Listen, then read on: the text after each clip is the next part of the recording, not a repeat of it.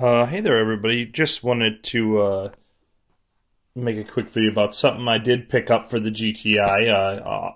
I'm pretty excited about it. It's a first kind of bigger mod I've done. Not really even bigger, but just, a step. I kind of been getting a little bored here, but I mean, it's still the GTI. I still love the GTI. It's fun to do, but I thought I wanted to kick it up a little bit, and so I can, get a little bit more power out of it. So I got this awesome box here today from Circuit Werks, and so, I like I said before, I was looking into downpipes and exhausts and which one I wanted to do first or either one of them. And so I decided to go downpipe first and maybe not even change the exhaust.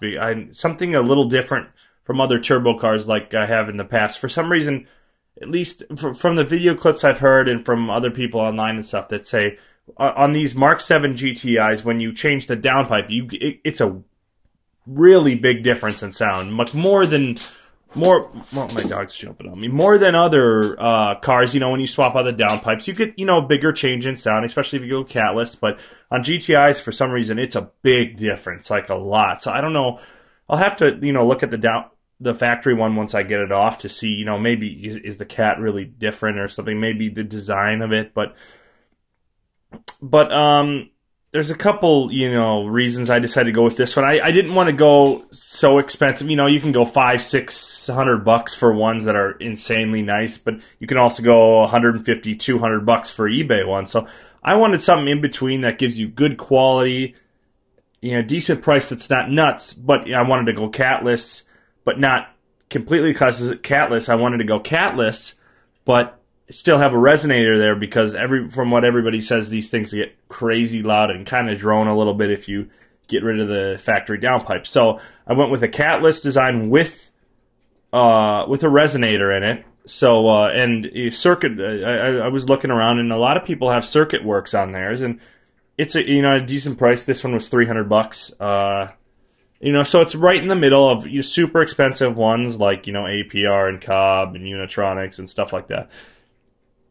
And and part of that price is that it doesn't have a catalytic converter, but it's right in the middle, and it's resonated, so it's not going to be crazy. But I'm kind of curious to see, and I'm going to put sound clips, before and after and stuff like that, because I'm going to keep the stock exhaust just downpipe, and then I can go up with my tune on my EuroDyne Tune. I can go up to stage 2, which will be nice, and that'll be a whole separate video because I want to see the difference here. If this is really $300 worth, 10, 20 horsepower, whatever it is for the downpipe.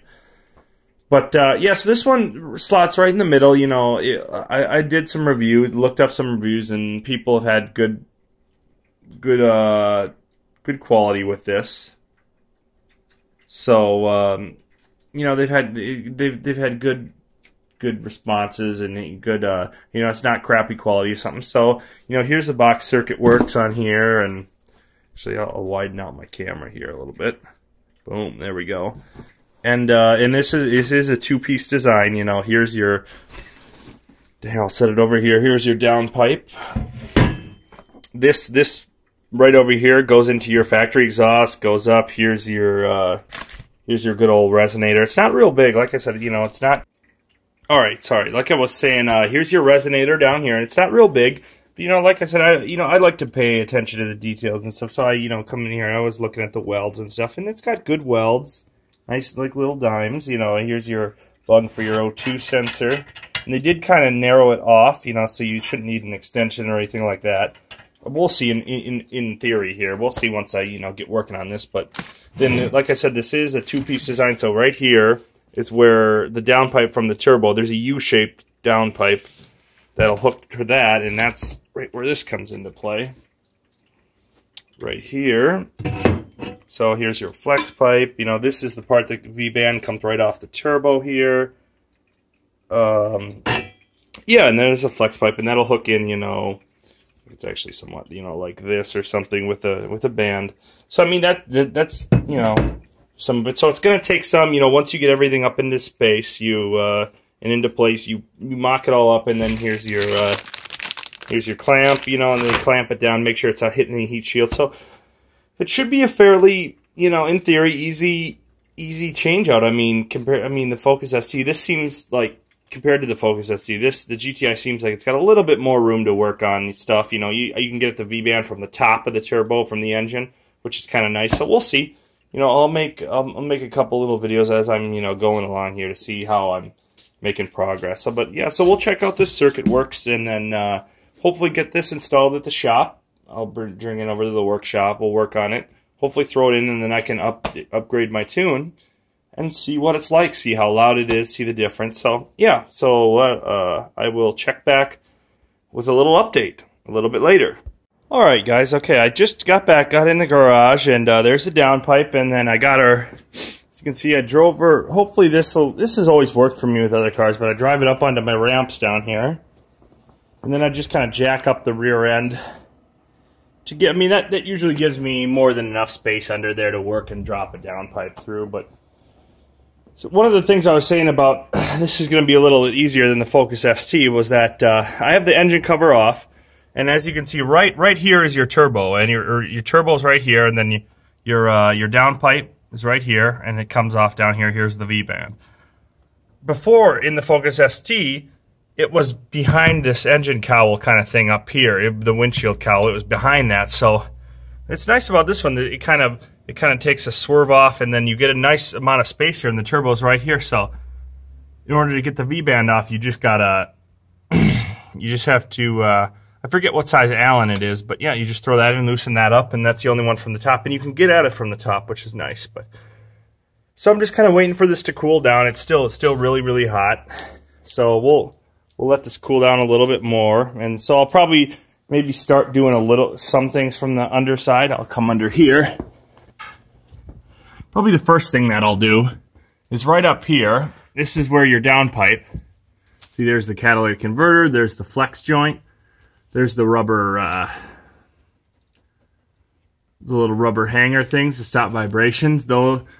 So this is where it connects to your factory. There's the resonator, and then further back here, that's where the exhaust goes. So this is where your downpipe connects to your resonator, and it's actually kind of nice that you don't have to cut it or anything. It's basically like a normal clamp, so that, you know, they kind of made it, you know, to be removed in pieces, which is, you know, kind of nice from the factory, and not like the Ford one where you had to cut it, and it was kind of a mess. But yeah, you just got to loosen those. I got to find out what size those are. I'm not sure. I just lubed them up with some penetrating oil and letting it sit, which is kind of nice because this part's not hot anymore. It's just warm, so it's nice and soaking in now. So the bolts the nuts are on the top there. I'm going to loosen those up first, and then that whole collar will just kind of slide back, and then I'll be able to drop the downpipe. So hopefully this isn't too bad of a job. We'll see.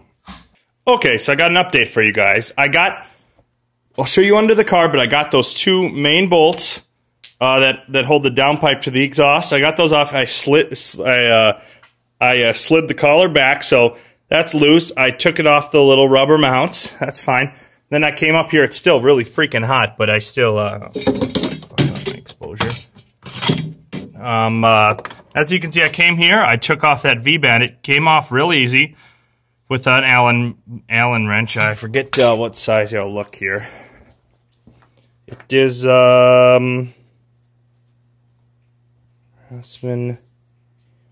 six. It is a 6mm Allen. It popped right off, and then as you can see down there, let me see if I can get the light right down there. There you go.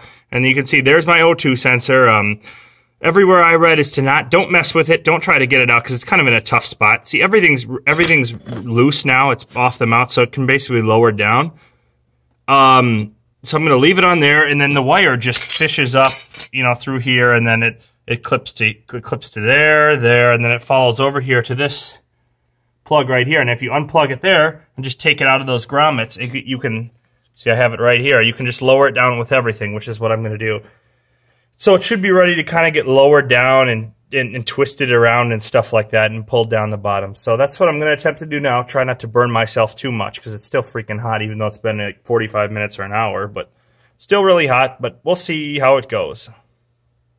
All right, everybody. So things continue just to move on. The downpipe is out completely. I'll shine this light down here. You can take a look. Yep, no downpipe, nothing there. Yeah, so everything seems to be fine. The turbo in there, the wastegate. Yeah, no, everything seems to be coming along just fine. Here's the downpipe. So you can see there's that nice nice bend right to the catalytic converter. I'll get this O2 sensor off and transfer it over to the new one over here. So I'll get that off. And then one thing I didn't say is up against the block of the engine, this bracket here. This bracket is connected, I forget how it is. It's something like, something like this right here. It's sit like that on the block. I thought I could just, unbolt these two down here and slide it through with it still on. I don't think that can ever happen.